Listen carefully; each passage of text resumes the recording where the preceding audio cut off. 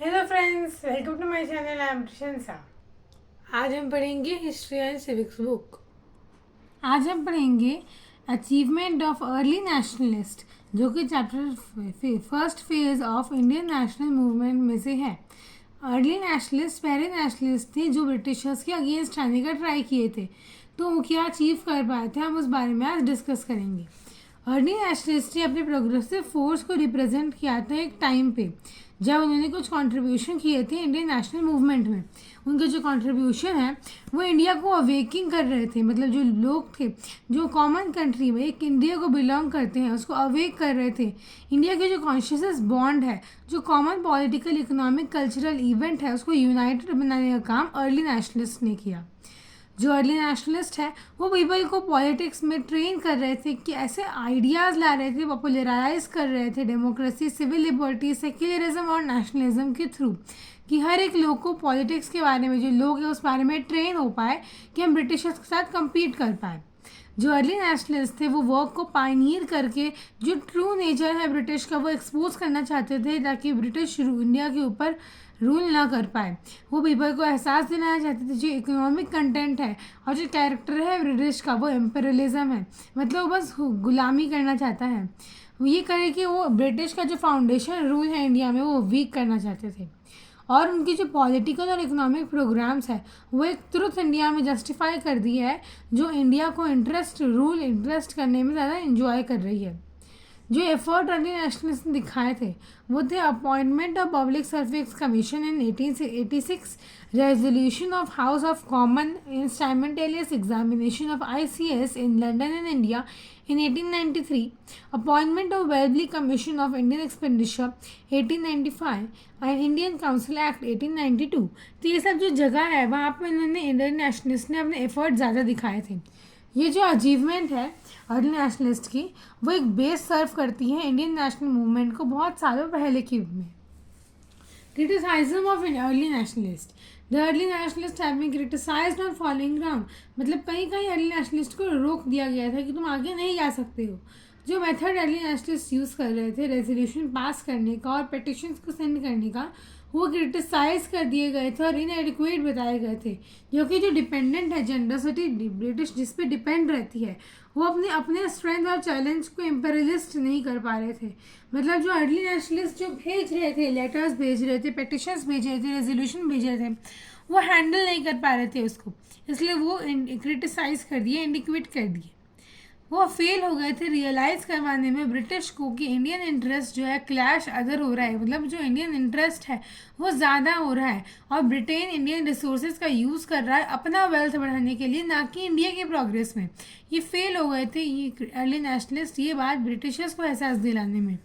जब early nationalist fail हो गए थे बहुत सारे मासेस को मेन स्ट्रीम करने में, जब नेशनल मूवमेंट हो रहा था सारे जो नेशंस है उसको यूनाइटेड करने में, तब उस समय जो इन्फ्लुएंस था एरिया का, जो अर्बन एजुकेटेड पीपल्स थे, बस उन्होंने उनको चुना और एक पर्टिकुलर लीडरशिप कंफर्म कर दी। तो ये काम में अर्ली नेशनलिस्ट फेल हो गए थे क्योंकि ये बात सब तक नहीं पहुंच पाई थी ब्रिटिशर्स की सच्चाई। जो ऑफिशियल एटीट्यूड है कांग्रेस की तरफ अर्ली नेशनलिस्ट का, जब स्टार्टिंग में ब्रिटिश गवर्नमेंट आई थी जब वो कांग्रेस की तरफ फिर फेवर पे देखते थे, मतलब जो कांग्रेस था ब्रिटिश गवर्नमेंट को फेवर के साथ एहसान कर रही है ऐसे मानती थी। लेकिन जो फैक्ट था जो तक कुछ ही गवर्नमेंट ऑफिशियल जो थे वो पहला सेशन जो कांग्रेस का होता है उसमें आते थे और अपने डेलिब्रेशन के साथ मतलब दिल से पार्ट लेते थे। और जो कांग्रेस के मेंबर्स थे वो गार्डन पार्टी, जो वॉइस रॉय है लॉर्ड डफरिन जो कोलकाता का वॉइस रॉय है 1866 में, वो एक गार्डन पार्टी रखी थी। इसमें बहुत सारे कांग्रेस के मेंबर्स को भी इनवाइट किए थे। लेकिन जो ऑफिशियल एटीट्यूड है वो तुरंत चेंज हो गया, क्योंकि जो लॉर्ड डफरिन है वो ट्राई कर रहे थे कि इंडियन नेशनल मूवमेंट को डाइवर्ट कर दिया जाए, सजेशन दे के कि ह्यूम और जो कांग्रेस है वो अपने आप को डिवोट करेंगे social rather than political affair, मतलब पॉलिटिकल अफेयर से हट के जो सोशल रहे, सोशल अफेयर है छोटी मोटी काम में जो उसमें अपना ध्यान ज़्यादा देंगे। इसके कारण ये जो है एटीट्यूड वो चेंज हो गया था। लेकिन ऐसा हुआ नहीं हुआ, क्योंकि जो इंस्टेड जो टूल है वो हैंड का, वो अथॉरिटीज़ का, वो कांग्रेस ग्रेजुअली फोकस करने लगी इंडियन नेशनलिज्म पे। बोली थी सोशल लेकिन फॉलो करने लगी इकोनॉमिक का। जो 1887 है, लॉर्ड डफरिन अटैक किए हुए थे नेशनल कांग्रेस और उसकी स्पीच रिडिकुलस थी। जो लॉर्ड डफरिन ने 1887 में अटैक किया था इंडियन नेशनल कांग्रेस को, उनकी जो स्पीच थी इतनी बकवास थी कि एक माइक्रोस्कोपिक माइनॉरिटी को भी नहीं जज कर पाई। मतलब एक छोटे से इंडिया के पार्ट भी उसको नहीं, वो थे, क्या बोलते हैं इसको, राजी थे। जो ब्रिटिश ऑफिशियल्स थे वो इंडियन नेशनल कांग्रेस को भी क्रिटिसाइज कर दिए थे अपने ब्रांच लीडर को डिसलॉयल, बेबस या वॉलियंट विलियंस मान के। जो 1890 में गवर्नमेंट एम्प्लॉय थे वो फॉरबिडन कर दिए थे पार्टिसिपेशन करने से कांग्रेस डेलिब्रेशन में या कोई भी मीटिंग अटेंड करने में। 1819 से ये बंद हो चुका था। जो रियलाइज कर दिया गया था ये जो यूनिटी इंडिया की है वो पोस्ट कर दी गई है, मतलब बंद करनी चाह रही है। एक मेजर थ्रेट ये जो है ब्रिटिश का वो पुश किया जा रहा है, पॉलिसी डिवाइड और रूल को फर्दर आगे बढ़ाया जा रहा है। ये ब्रिटिश का ये प्लान था, ऐसा वो सोच रहे थे कि हाँ ऐसा ऐसा होगा तो ऐसा ऐसा हो जाएगा। जो इंकरेज है सैयद अहमद खान का, Raja Shiva Prasad Banaras and other pro British individuals to start anti-Congress movement. They sowed the seed of communalism between the Hindus and Muslims and one hand on the British, between the Indian masses and the leaders to another. मतलब जो anti Congress movement था उसमें communalism आते थे और अपने seed सो करते थे, मतलब अलग अलग जगह पे जा जाके अलग अलग लोगों को समझाते थे कि हम सब एक है, हमें यूनिटी दिखानी चाहिए, यूनिटी दिखाएंगे तो ही ब्रिटिशर्स हम पे हावी होना बंद होंगे, नहीं तो ब्रिटिशर्स ज़्यादा हम पे हावी हो जाएंगे और कांग्रेस पावरफुल नहीं बन पाएगी। ये सब करते करते एक दिन हॉस्टिलिटी हुई और कांग्रेस मोर पावरफुल हो गई ब्रिटिशर्स से। फिर आए प्रोमिनेंट अर्ली नेशनलिस्ट लीडर, मतलब जो बहुत सारे आए थे, सारे हिंदू मुस्लिम इंडियन मासेस लीडर सब इकट्ठे हुए थे। उसमें से कुछ लीडर्स जमा हुए जो ज़्यादा अपना इंटरेस्ट दिखा रहे थे। पहले थे दादा भाई नौरोजी 1825 से 1917 में। Dadabhai Naoroji grand old man of India कहे जाते हैं, जो पारसी फैमिली मुंबई सितंबर 4 1825 में बॉर्न हुए थे।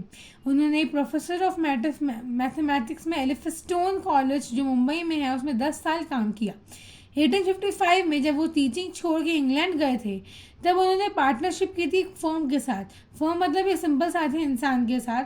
जो 1869 में जब वो रिटर्न हो रहे थे वापस मुंबई इंग्लैंड से, तब वो इलेक्ट कर दिए गए थे मुंबई म्यूनिसिपल कॉरपोरेशन के थ्रू एक टाउन काउंसिल में, जो अपने आप को बॉम्बे एसोसिएशन में पाए।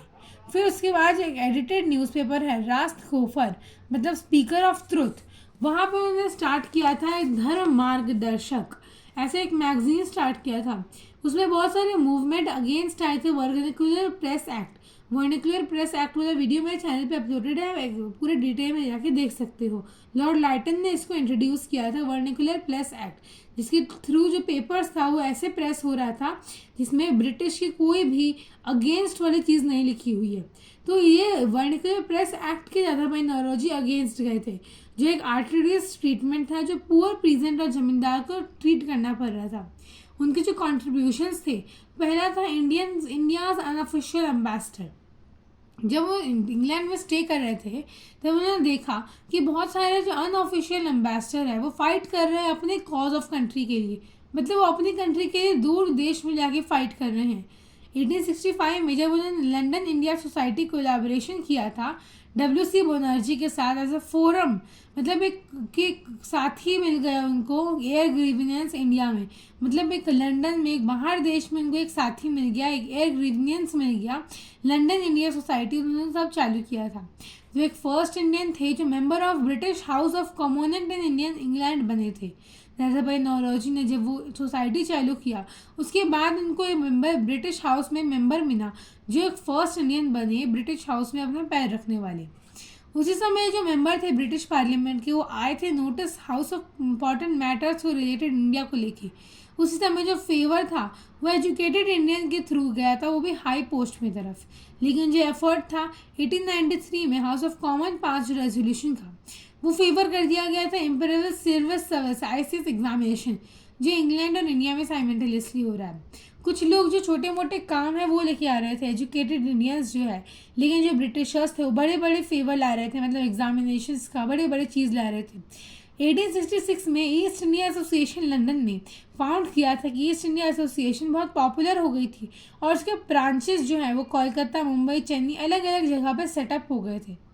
उनका जो दूसरा कंट्रीब्यूशन है हैदराबाई नौरोजी का, वो है उनका जो रोल प्ले किया गया था कांग्रेस में, वो प्रेज वर्दी था। मतलब वो हर समय तारीफ़ काबिल काम करते थे। वो अपनी एक्टिव पार्ट लेते थे इंडियन नेशनल कांग्रेस में। इंडियन नेशनल कांग्रेस में हमेशा एक्टिव बने रहते थे और इलेक्ट कर दिए गए थे प्रेसिडेंट थ्राइस। 3 बार प्रेसिडेंट बने थे, 1886 में, 1893 में और 1906 में रिस्पेक्टिवली। 3 बार ये बने थे इस डेट पे। जो रेजोल्यूशन लिया गया था उनके थ्रू वो था सेल्फ गवर्नमेंट, बाइकॉट, स्वदेशी, नेशनल एजुकेशन, और ये सब जो है रेजोल्यूशंस वो सब कांग्रेस ने प्रेसिडेंटशिप मतलब दादा भाई नौरोजी के अंडर में पास भी कर दिया गया था। जो क्रेडिट डिमांड कर दिया जा रहा था स्वराज कांग्रेस प्लेटफॉर्म के लिए फर्स्ट टाइम 1906 में, उस समय उनको जो प्रेसिडेंशियल एड्रेस है उन्होंने बोला था कांग्रेस वांटेड सेल्फ गवर्नमेंट और Swaraj like that of Canada और ऑस्ट्रेलिया। कांग्रेस को सेल्फ गवर्नमेंट चाहिए, स्वराज चाहिए, मतलब पूरा देश चाहिए, अपने से वो कर पाए ऐसा एक गवर्नमेंट चाहिए जैसा कनाडा या ऑस्ट्रेलिया में है वैसा हमको चाहिए। जो एक्सपोज उनका जो थर्ड कॉन्ट्रीब्यूशन है वो expose an economic ills of India.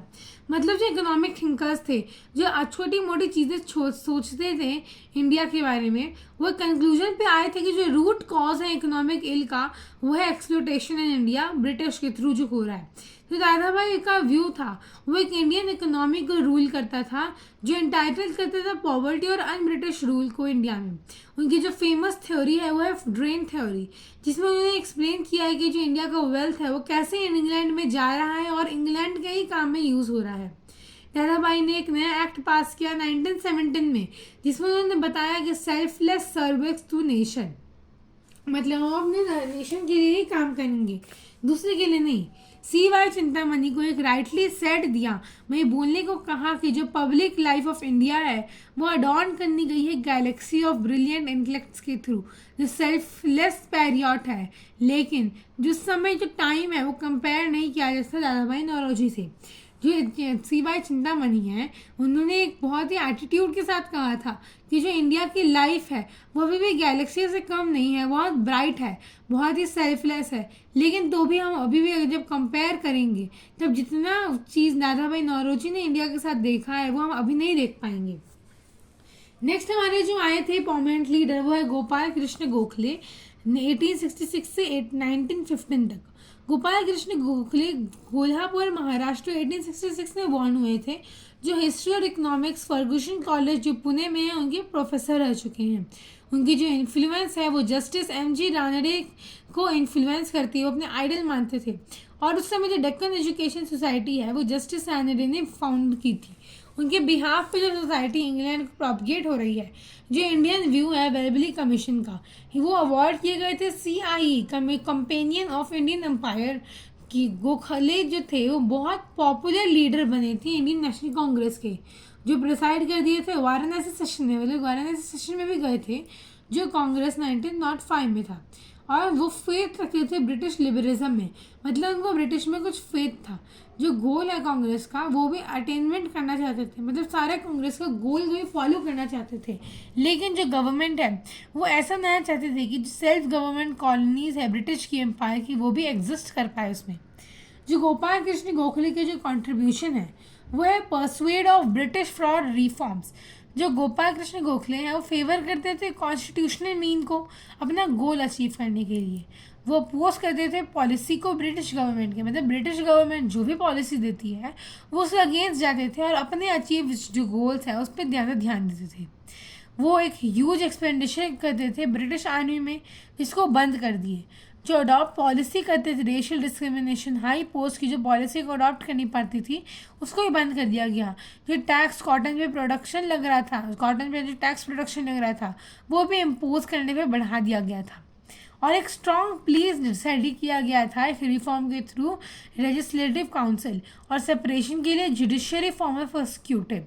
ये सब सेट किया गया था, एक स्ट्रॉन्ग बेस सेट किया गया था, जिसके थ्रू जो गोपाल कृष्ण गोखले हैं उन्होंने बहुत सारे इंपॉर्टेंट पैसेज लिए।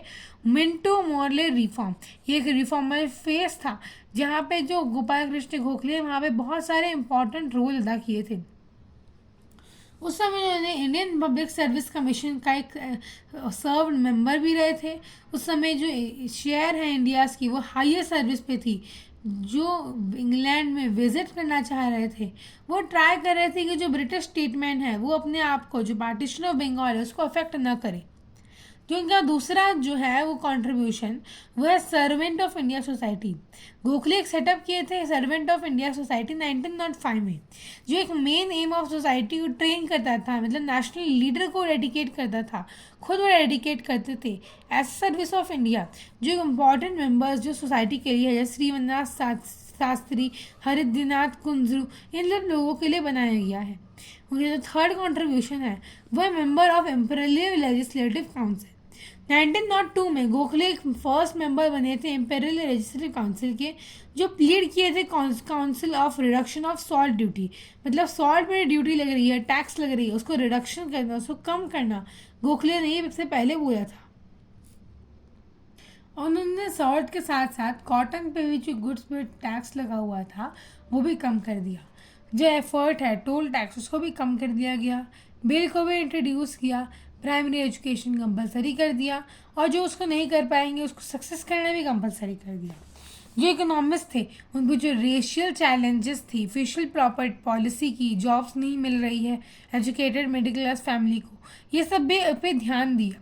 और जो गवर्नमेंट है उनके जो लैंड रेवेन्यू है उसको कम कर दिया गया। गोखले और गांधी जी भी मिले थे जब वो साउथ अफ्रीका में गए थे। गोखले गांधी जी की हेल्प करने, फाइट करने रेशियल डिस्क्रिमिनेशन के अगेंस्ट। तब जो क्रेडिट था गांधी जी के साथ साथ जब इंडिया में आ रहे थे तब इंडियन पब्लिक लाइफ को गोखले को भी मिला था, जो क्रेडिट था वो गोखले को भी मिला था। जिस फैक्ट में जो गांधी जी एक्सेप्ट किए थे गोखले का जो प्रिंसिपल पॉलिटिकल मेंटर को। सुरेंद्रनाथ बनर्जी, सुरेंद्रनाथ बनर्जी अलग दूसरे प्रोमिनेंट लीडर थे 1848 से 1925 तक। वो एक नेशनलिस्ट रीडर रहे हैं, जो पॉपुलर जर्नलिस्ट, एजुकेशनिस्ट, जो डेडिकेशन भी करते थे, और वो एक बंगाल में बॉर्न हुए हैं 1848 में। उन्होंने अपने आप को इंडियन सिविल सर्विस एग्जामिनेशन के लिए क्वालिफाई करके असिस्टेंट मैजिस्ट्रेट शाइलेट असम में पोस्टेड किया था, लेकिन उनकी जो डिसमिस हो गई थी, बहुत जल्दी डिसमिस हो गए थे, क्योंकि जो पॉलिसी था रेशियल डिस्क्रिमिनेशन का वो ब्रिटिश के साथ फॉलो हो गया था।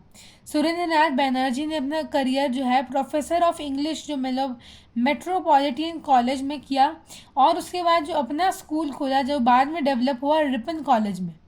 1913 में सुरेंद्रनाथ बनर्जी इलेक्ट हो गए थे बंगाल और इम्पेरियल लेजिस्लेटिव काउंसिल दोनों जगह। उनकी जो इलेक्शन था कलकत्ता कॉरपोरेशन में हुआ था, और जो अलग और मेंबर्स थे वो 2 डिकेड पहले ही डिसाइडेड थे। जो इलेक्शन हुआ था बंगाल लेजिस्लेटिव काउंसिल में 4 बार हुआ था, और उसमें से 1921 में वो सुरेंद्रनाथ बनर्जी है वो नाइट किए गए थे, मतलब मिनिस्टर के लिए, सेल्फ गवर्नमेंट जो बंगाल में उनमें मिनिस्टर के लिए अपॉइंट किए गए थे। उनकी जो एडवोकेटेड यूज़ है कॉन्स्टिट्यूशनल मेथड का वो अटेन करने, इंडिया को गोल अटेन करने में हेल्प करेगा। उनकी जो फेमस सेइंग है opposition where necessary, cooperation where possible, मतलब जहाँ पे दुश्मनी ज़रूरी है और दुश्मनी करेंगे, और जहाँ कॉपरेशन मतलब बातचीत से काम हो जाएगा वहाँ वही काम करेंगे। फालतू में कोई भी चीज़ को ज़्यादा बढ़ा चढ़ा के या बड़ी चीज़ को छोटा बना के नहीं बोलना है।